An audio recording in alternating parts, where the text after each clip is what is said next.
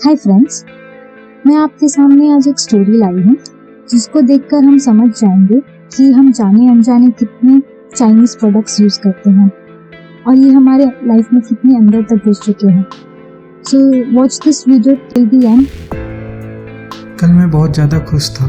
OnePlus company का 8 Pro phone मैं ख़रीदना चाहता था, लेकिन कुछ दिन पहले चीन के साथ हुए संघर्ष में 20 जवानों के शहादत के बारे में मैंने सोचा और मैंने अपनी यह राय बदल दी और आईफोन कंपनी का फ़ोन देखने लगा। यहाँ दुख की बात यह है कि आईफोन कंपनी का फ़ोन देखते समय मुझे पता चला कि वो भी 80% चाइना में ही बनता है।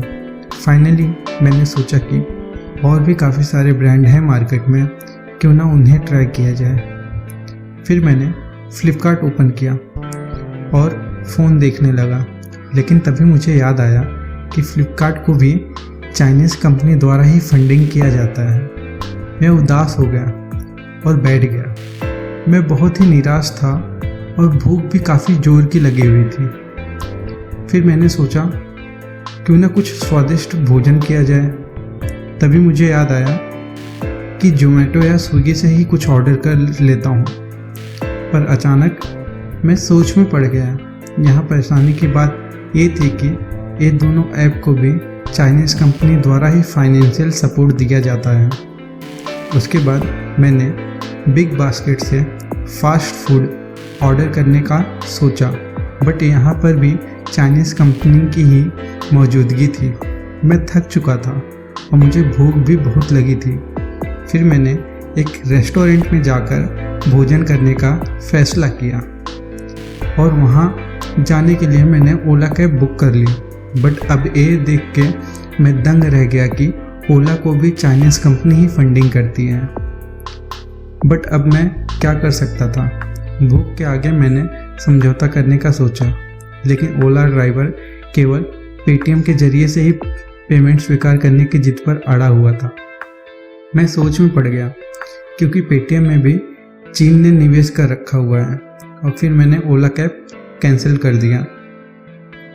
अब मैं तंग आ गया था और फिर मैंने बायजूस साइट से स्टडी करने के लिए अपने लेनोवो के लैपटॉप को ओपन किया, बट मेरा लैपटॉप भी चाइनीज़ कंपनी का ही था।